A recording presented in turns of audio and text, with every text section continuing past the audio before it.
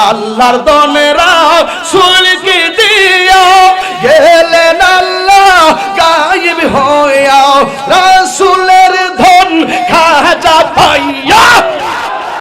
তথাকথিত সুন্নি নামধারী গিয়াসউদ্দিন তাহেরি সে তার এক বক্তব্যে বলে, যে বক্তব্যটি আপনারা সোশ্যাল মিডিয়াতে দেখবেন খুব ছড়িয়ে পড়েছে। সে তার বক্তব্যে বলে, আল্লাহর ধন রসুলকে দিয়ে নাউজুবিল্লাহ আল্লাহ গেলেন গায়েব হইয়া, রসুলের ধন খাজা পেয়ে শুয়ে আছে আজমেরিতে। আল্লাহর দনেরা সুলকি দিয়া গেলেন আল্লাহ গায়েব হইয়া রাসূলের ধন খাজা পাইয়া। রাসূলের ধন খাজা পাইয়া শুইয়া আছে আজমেরে।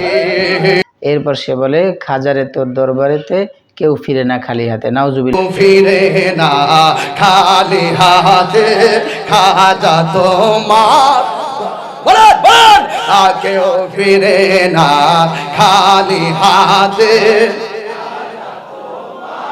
দরবারে। কত বড় গুমরাহি কথা বক্তব্য, কত বড় শিরকি বক্তব্য, বেঈমানি বক্তব্য। এটা একটা মানুষের সামান্য সেন্স থাকলে, মাথার মধ্যে যাররা পরিমাণ বিবেক যদি কারো থাকে, সেই বক্তব্য বলতে পারে না। এই কথা সে গানের সুরে সুরে যেই কথাটা বলেছে, নাউজুবিল্লাহ, এই কথা যে বলে অথবা যে কেউ বিশ্বাস করে, সাথে সাথে সে বেঈমান হয়ে যাবে, সঙ্গে সঙ্গে বেঈমান হয়ে যাবে। সে সঙ্গে সঙ্গে ইসলামের বাউন্ডারি থেকে বাইর হয়ে যাবে, খারেজ হয়ে যাবে। এবং তার সাথে একজন মুশরিকের সাথে, তার সাথে আর একটা হিন্দুর সাথে কোনো পার্থক্য নেই। সে আর মুশরিক একই কাতারে চলে যায়। যদি এই কথা সে বলে, এই কথা বিশ্বাস করে, সাথে সাথে বেঈমান হয়ে যাবে। সে যে কথাটা বলেছে, কারণ সেই কথার মধ্যে শিরকে আকবরের বিষয় রয়েছে, শিরকে আকবর রয়েছে। যেমন সে বলল, আল্লাহর ধন রসুলকে দিয়ে আল্লাহ গেলেন গায়েব হইয়া। নাউজুবিল্লাহ। আল্লাহর ধন রসুলকে দিয়ে এক বক্তব্য, যেটা সম্পূর্ণ কোরআন বিরোধী, আল্লাহর আয়াত বিরোধী, কালাম পাকের বিরোধী। সে বলে আল্লাহর ধন রসুলকে দিয়ে, আল্লাহর ধন রসুলকে দিয়ে আল্লাহ গেলেন গায়েব হয়ে।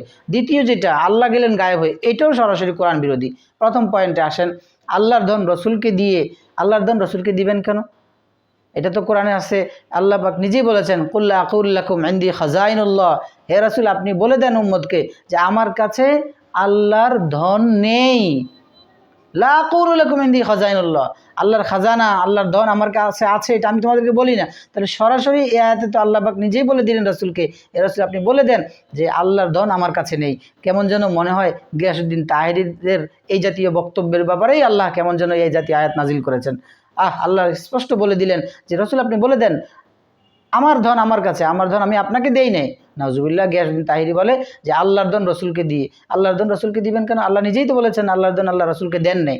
এই তাহলে সেই আয়াতের বিরোধী কথা বললো, তাহলে এই আয়াত সে মানলো না, না মানার কারণে সে কাফের হয়ে গেল সাথে সাথে। দ্বিতীয় সে বলল আল্লাহ গেলেন গায়েব হইয়া, রসুলকে ধন দিয়ে আল্লাহ গেলেন গায়েব হয়ে। নাউজুবিল্লাহ। আল্লাহ গায়েব হবেন কেন? আল্লাহ তো এমন সত্তা যিনি চিরঞ্জীব, চিরস্থায়ী। আল্লাহ নিজেই বলেন আল্লাহর পরিচয় দিয়ে, আল্লাহ লা ইলাহা ইল্লা হুয়াল হাইয়ুল কাইয়্যুম, আল্লাহু লা ইলাহা ইল্লা হুয়াল হাইয়ুল কাইয়্যুম।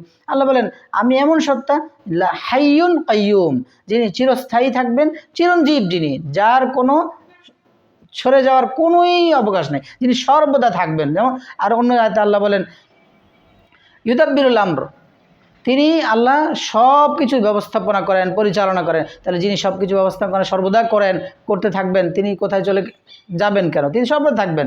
এবং অন্য আয়াতে আল্লাহ বলেন কুল্লু শাইইন হালিকুন ইল্লা ওয়াজহা, পৃথিবীতে যা আছে সব গায়েব হয়ে যাবে, সব শেষ হয়ে যাবে, হালাক হয়ে যাবে, কিন্তু আল্লাহ এক, আল্লাহ থাকবেন। তাহলে সে যে বলল আল্লাহ গেলেন গায়েব হইয়া, এতে সে বুঝাইতে চাচ্ছে আল্লাহ অন্য জায়গায় চলে যাবেন, আল্লাহ থাকবেন না। নাউজুবিল্লাহ। অথচ আল্লাহ হাজির ও নাজির, সর্বদা সর্বাবস্থায় সব জায়গায় থাকবেন। যে দুই কথার মাধ্যমে গানের সুরে সুরে যে কথাটা বললো আল্লাহর ধন রসুলকে দিয়ে, এখানেও সে কোরআনের আয়াতের বিরোধিতা করলো। আল্লাহ গেলেন গায়েব হইয়া, এটাও সে কোরআন আয়াতের বিরোধিতা করলো। আল্লাহ তাআলা এই কারণে সেই আয়াতের বিরোধিতা করার কারণে সে সাথে সাথে কাফের হয়ে গেছে।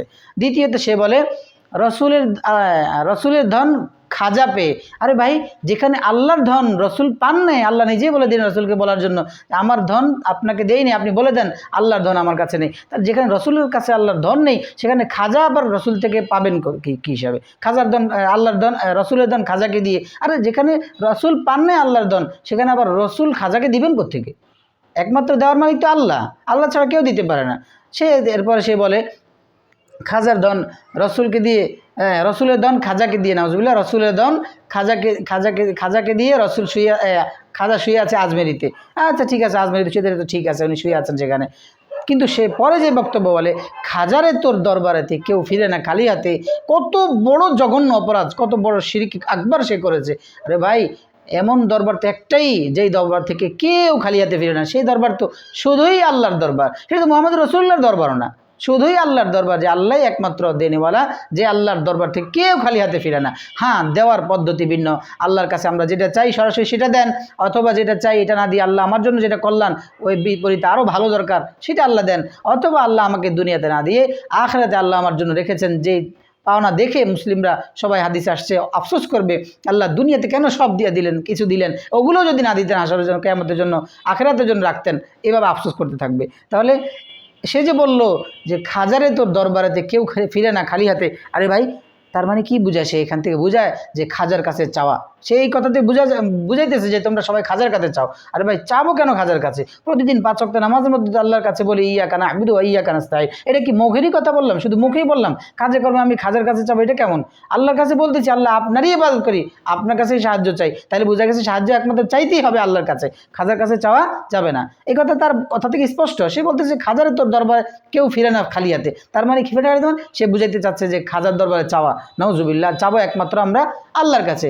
এক হাদিসের মধ্যে আসছে রাসূল সাল্লাল্লাহু আলাইহি ওয়াসাল্লাম সাহাবীকে বললেন যে ইদা সালতা ফাসআলিল্লাহ, চাইতে হয় তো আল্লাহর কাছে চাও, ওয়া ইদা ইসতাআনতা ফাসতাঈন বিল্লাহ, সাহায্য চাইতে হয় তো আল্লাহর কাছে চাও, চাইতে হবে, সাহায্য চাইতে হবে সব একমাত্র আল্লাহর কাছে। কোনো খাজার কাছে, কোনো দরবারের কাছে, কোনো দরগাহের কাছে, কোনো মাজারের কাছে মাথা নত করা যাবে না, চাওয়া যাবে না। সে যত বড় ওলি আল্লাহ হোক, যত বড় আল্লাহওয়ালা হোক, তিনি এককভাবে, তিনি আল্লাহওয়ালা, অনেক বড়, এটা আমরা স্বীকার করি। তিনি অনেক বড় বুজুর্গ, অনেক বড় নেককার, হ্যাঁ অবশ্যই তার স্বীকার করি, তিনি নেককার মানুষ, বড় মানুষ, আল্লাহর খাঁটি গোলাম ছিলেন।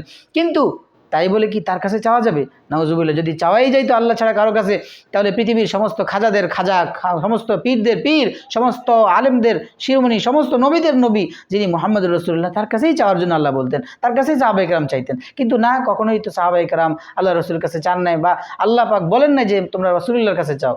অবশ্যই চাইতে হবে একমাত্র আল্লাহর কাছে। এই জন্য গিয়াসউদ্দিন তাহেরীর এই জাতীয় বক্তব্য থেকে তার তওবা করা উচিত। সে যদি ঈমান নিয়ে মরতে চায় তার অবশ্যই তওবা করা উচিত। এবং আমরা যারা এই সমস্ত কথা সমর্থন করেছি, ভিডিওর মধ্যে আমি দেখেছি অনেকে আপনারা সমর্থন করেছেন, আপনাদের সবার ঈমান নিয়ে পেরেশানি। আমার মনে হয় আপনার তওবা করা উচিত। আপনার ঈমান নিয়ে যেতে পারবেন কিনা সন্দেহ লাগে, কারণ যদি এই কথা বিশ্বাস করে থাকে, বলে থাকে, যে স্বীকার করে থাকে, সবগুলো সবাই বেঈমান হয়ে যাবে। এই জন্য আমাদের সবার শিরক আকবর থেকে, এই জাতীয় বড় বড় শিরক থেকে নিজেদেরকে হেফাজত রাখার খুব চেষ্টা করতে হবে। আল্লাহ পাক আমাদের সবাইকে শিরক আকবর, শিরক আসগর, সমস্ত বড় ছোট সমস্ত শিরক থেকে বেঁচে থাকার তৌফিক দান করুন।